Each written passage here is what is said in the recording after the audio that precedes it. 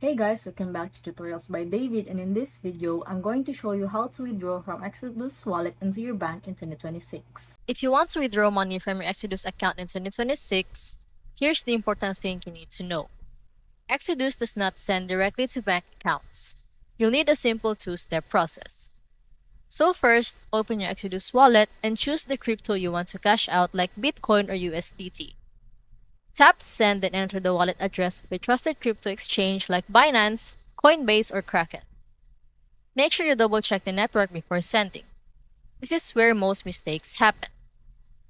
Once your crypto arrives on the exchange, log into your exchange account, then go to Sell or Trade. Convert your crypto into your local currency like USD or PHP.